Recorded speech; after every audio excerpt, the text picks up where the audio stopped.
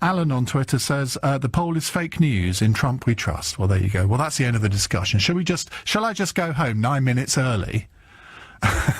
Some of you might want. Some of you are so keen to hear Andrew Pierce. Maybe I should do that, but I'm not going to. Helen in Market Drayton says, I certainly like his policies. A lot of his policies are those which have been on the books for a long time, and he's implementing them.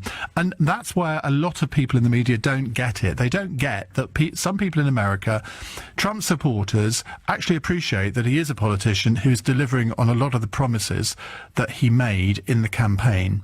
And there are perhaps politicians in other countries that could learn a few lessons from that, possibly. 0345 6060 973 is the number to call. Adam is in Uxbridge. Adam, what would you like to say? Hello, Ian. Well, before I make the observation, or rather the point, the observation about this, I'd just like to say Trump actually said, I love the poorly educated, and it's when he was addressing a rally of blue-collar workers and working-class people in South Carolina.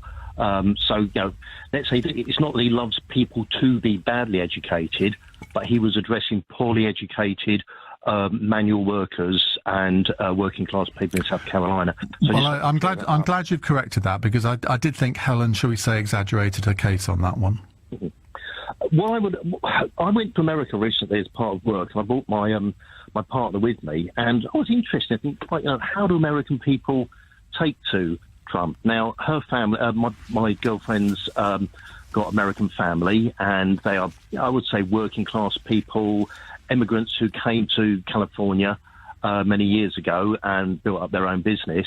I was particularly interested to speak to her great aunt, who used to take minutes in notes with Trump when they were in the casino fittings business. You know, they used to outfit all the casinos and many of the properties that Trump used to know. So I came back with these two conclusions. My partner's great auntie said he is a reprehensible pig of a man. I told him not to swear when we were in the meetings in the 70s, but you know what? I still voted for him. I spoke to some other Americans there, particularly blue collar, and I was in a very Black and Hispanic area when I was staying there, and they said, you know what? We don't like the man. I wouldn't want him to come round for a barbecue or a beer, but by God, we voted for him.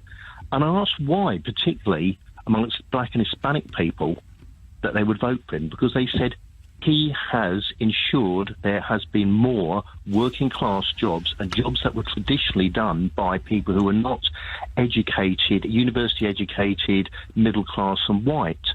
So I came away thinking, we could look in this country, and all we get to see Trump in this country is the gaffes he makes, the things that comes out of his mouth. I must admit, some of them are absolutely awful. But I mean, we're not on the receiving end of his policies. The black turnout for Donald Trump was not very high, was it?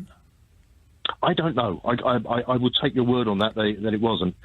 But now, from the Black and Hispanic people I was talking to, and also, the Asian, you know, like Korean and Chinese, that's what they call Asian in America, they said his policies are doing well for the working class people, of which more minority groups are in the United States. So I think because we're not in receipt of his policies here, because obviously he's not the president of the United Kingdom, we only get to judge him on the things he says. We only get to judge him on sometimes, shall we say, the most ill-advised tweets he makes.